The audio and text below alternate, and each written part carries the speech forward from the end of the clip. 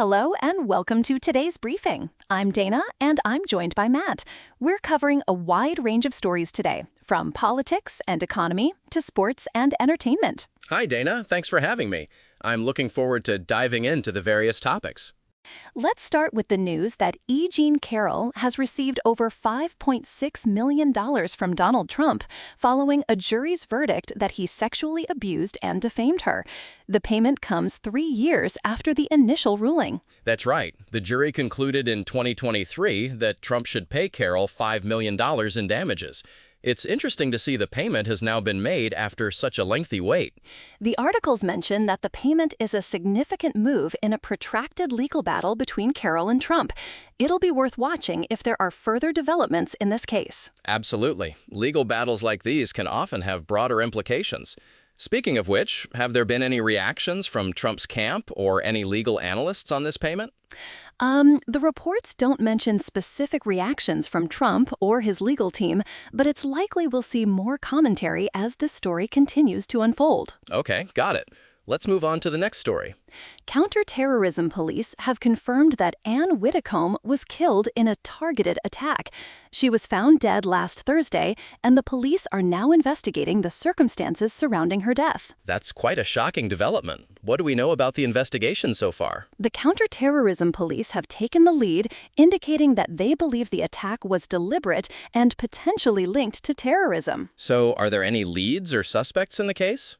The articles don't provide specific details on leads or suspects, but they do mention that the police are continuing their investigation. Okay, it's a developing story, so we'll likely hear more as time goes on. Darlene Graham, the sister of the late Senator Lindsey Graham, has been sworn in to complete his term in the Senate. This happened just 3 days after her brother's death. That's a quick transition. What are the implications of her taking over his seat? It means continuity in representation for South Carolina, as she'll be completing the remainder of his term. The articles don't go into much detail about her political stance or how it compares to her brother's. Right. It'll be interesting to see if she continues his legislative priorities or brings her own perspective to the role. Exactly. Family members taking over political seats can sometimes be a way to maintain continuity, but it also depends on the individual's own political views and priorities. An Iranian missile attack on 2 UAE tankers in the Strait of Hormuz resulted in the death of 1 Indian crew member and injuries to 6 others.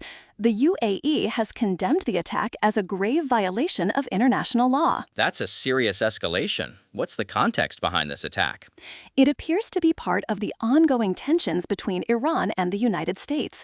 The UAE's condemnation highlights the international concern over such actions. The Strait of Hormuz is a critical shipping route. How might this incident affect global energy security? The attack has already been condemned by the UAE, and it's likely to lead to increased diplomatic efforts to ensure the safety of shipping routes. Okay, that makes sense. It's a complex geopolitical situation. President Trump has formally notified Congress that military strikes against Iran have resumed. This move is seen as triggering a 60-day period for the Pentagon to utilize U.S. forces in the U.S. Central Command. That's a significant development in the ongoing tensions between the U.S. and Iran. What are the potential implications of this resumption of hostilities?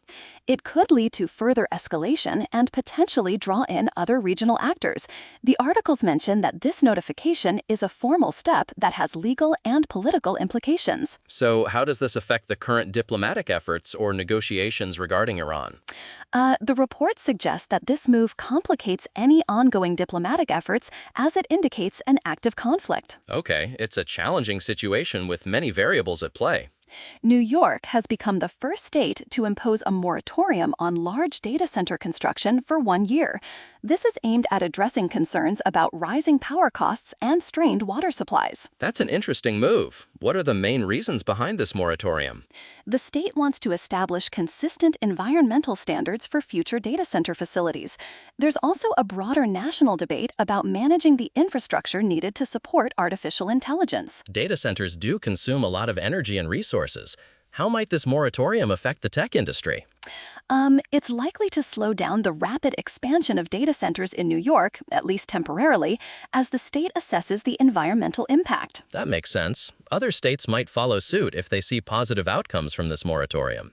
That's right. Family members taking over political seats can sometimes be a way to maintain continuity, but it also depends on the individual's own political views and priorities. IBM shares plummeted 25% after the company reported disappointing preliminary second quarter results. They blamed a shift in corporate spending toward data center infrastructure related to AI. That's a significant drop. What are the main factors contributing to IBM's performance issues?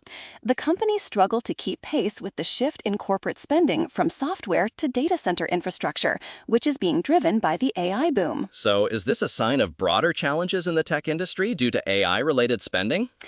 Yes, the reports suggest that the rush to build out AI infrastructure is causing disruptions across the industry, including supply shortages and price hikes. Okay, it's a rapidly evolving landscape. The UAE is planning a new deepwater port on its east coast to bypass the Strait of Hormuz, reducing reliance on this strategically vulnerable shipping route. That's a strategic move. What's driving this decision? The ongoing conflict between Iran and the United States has highlighted the risks associated with the Strait of Hormuz. The new port will help mitigate these risks. It sounds like a long-term investment in energy security and trade. Exactly. The UAE is taking proactive steps to secure its trade routes. India has prohibited the import of goods produced or manufactured using forced labor, aligning its trade policies with international labor standards. That's a significant policy change. What prompted this decision? The move is seen as a way to strengthen India's trade framework and potentially avoid new tariffs from the United States, which has been investigating forced labor practices. So, is this part of a broader effort by countries to address human rights issues in global supply chains? Yes, it appears to be part of a growing trend where countries are taking steps to ensure their trade practices align with international human rights standards. That's a positive development. South Korea has revised its 2026 economic growth forecast to 3%, driven by a boom in semiconductor exports, particularly for AI applications. That's an upward revision. What are the main drivers behind this growth? The sustained demand for AI technology is driving the semiconductor industry, which is a key sector for South Korea's economy. So, how might this affect South Korea's economic policies or investments? The government is likely to continue supporting the semiconductor industry and potentially advancing AI investments to maintain this growth trajectory. That makes sense. It's a strategic move to capitalize on the AI boom. Jordan Walker won the Home Run Derby, coming back strongly in the final rounds to defeat Kyle Schwarber.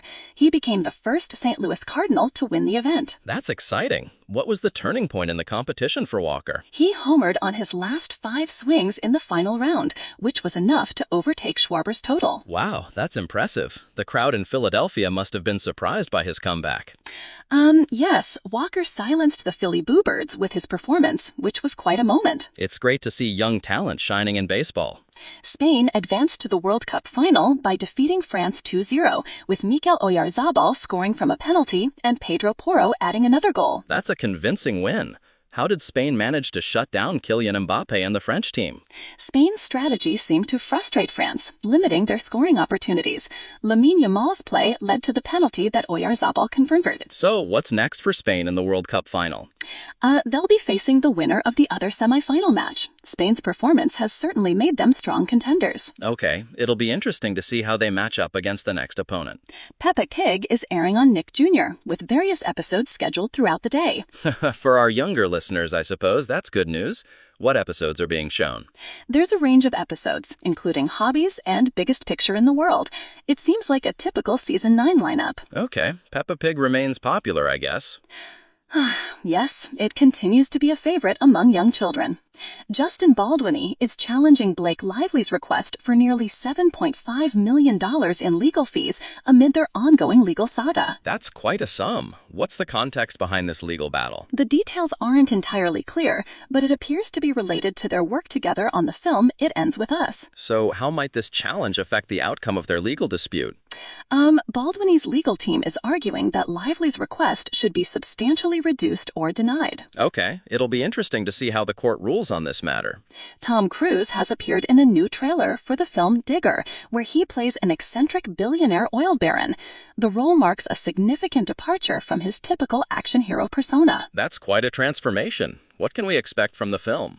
The trailer suggests it's a stirring satiric black comedy directed by Alejandro G. Iñárritu. It's set to release in October 2026. That's quite a bold transformation for Cruise. I'm curious to see how it plays out on screen. Yes, it promises to be an interesting film. We've covered a wide range of stories today, from politics and economy to sports and entertainment. I think that's a good place to wrap up for today. Agreed. It's been a comprehensive briefing. Thanks for keeping me updated, Dana. Thank you, Matt. Until next time. Until next time.